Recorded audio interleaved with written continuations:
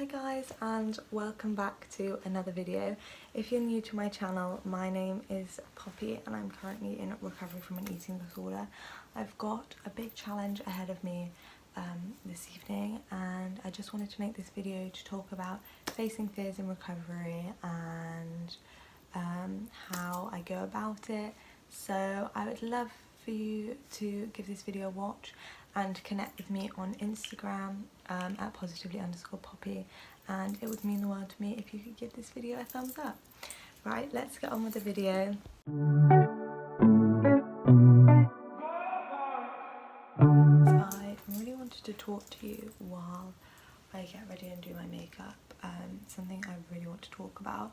So this evening I am gonna be facing a big challenge. I've already done it before on my channel and done a whole video on it, and this is the second time I'm doing it now, which is going out for dinner to a place with like unknown calories, so like an independent place. I normally go there quite a few times in summer, but this is going to be the first time and probably the last time I'll be able to go this summer. But yeah, so I'm going out for dinner and I will film it for you, but I just wanted to talk about something before, and that's just in general talking about facing fears, because obviously that's how you recover from an eating disorder, but it's really hard. Like, everyone just like, yeah, I just film myself facing these fears, but I don't film all the hard bits, if you know what I mean. And the one thing I want to talk about is not compensating when you are doing a challenge, because there's no point in doing a challenge if you then compensate for it. So if you, for example, like challenged yourself by having a nice latte with syrup in, and then that meant that you skipped out on, I don't know, your afternoon snack or something, then that's just defeating the point of challenging the eating disorder and challenging an iced coffee with sugar in, because you've just then listened to your eating disorder and basically reinforced the idea that it's a bad food and it's going to make you gain weight and that you need to restrict when you eat that. So the most important thing when you face a fear is not to compensate, otherwise it's kind of pointless facing that fear. And I know that can be really hard, and like when you first start facing fears you're like, yeah, I'm doing so amazing, but you're actually just restricting other things. So that's what I wanted to talk about. So like today I woke up and my mind was like, do not have breakfast, like you should not have breakfast, that's gonna make you huge, you don't need it, you're going out for dinner, blah blah blah blah blah, which is just so dumb. Like that's not true. And so obviously it was a struggle, but I did have Reddies and oat milk and a cup of mint tea, which is like my go-to breakfast. I love Shreddies. And that was a challenge, and it's never normally a challenge, and this morning it was, and it just shows how easy it is to like want to compensate. And today, like, it hasn't been easy. I then I've had snacks throughout the day, of course, like I followed my meal plan, but then for lunch I really didn't want lunch, and I had a sandwich and some crisps, which I will insert here. I just wanted to film those things to kind of prove that you don't need to compensate when you are doing a challenge. Like, yeah, I'm going out for dinner, but when I used to go out for dinner I didn't used to restrict all day to be able to do it. So it's just about like getting back to those normal healthy eating habits, and it's not healthy to like constantly be stressing all day because you're going out for dinner. So yeah, that's what I wanted to talk about. And yes, you can compensate, but it's gonna get you nowhere. Like, yes, you've done the challenge and gone out for a meal, but you haven't really, because you're just compensating and listening to your eating disorder in a different way. So instead of listening to your eating disorder by not going out for food, you're listening to your eating disorder by restricting your intake before you go out for the food.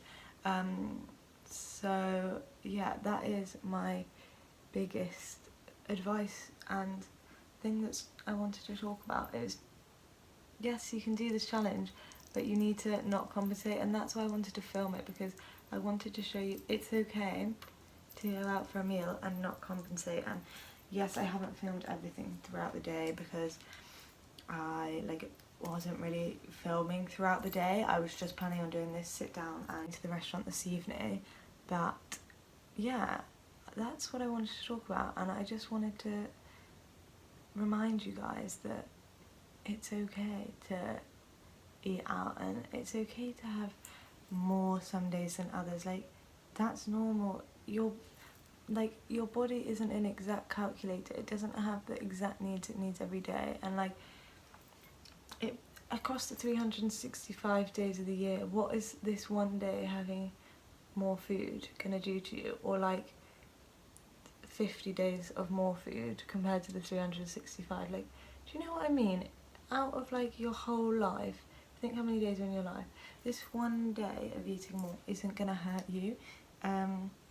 And like, that's not me saying you're only allowed to go out and eat like once, because that's obviously not true. But it's just me like wanting to reiterate that having more every now and again isn't bad. Like, our eating disorders trick us to think it's bad, but it's actually fine.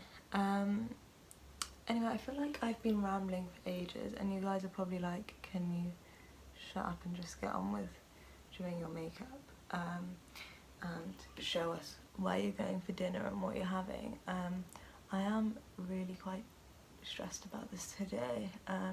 It's a more challenging meal than meal place than where I went last time, and today my body image has just been horrendous. I'm feeling really bloated, so I'm having like a tea that helps my digestion, like helps get rid of my bloat a bit right now.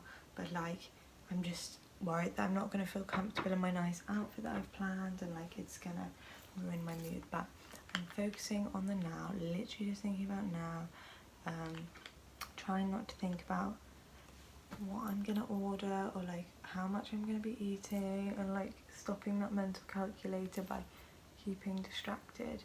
But yeah, just, I think these things, you've just got to do it. Like, yeah, it's terrifying and I'm really flipping terrified, but you do just have to do it and face it. Anyway, I will talk to you when I am going to dinner.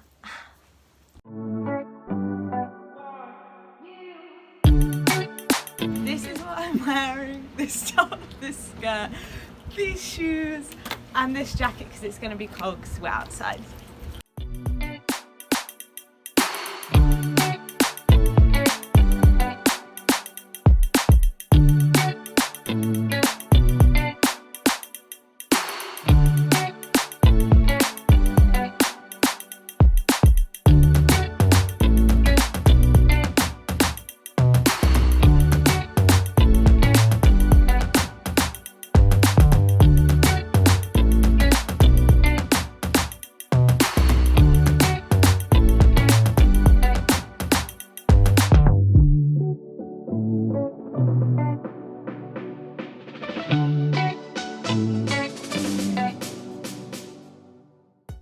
Okay, so I have come home from the restaurant. I had a really nice time.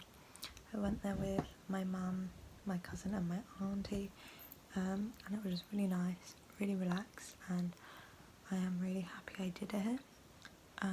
Obviously that was literally the most challenging thing I've ever done.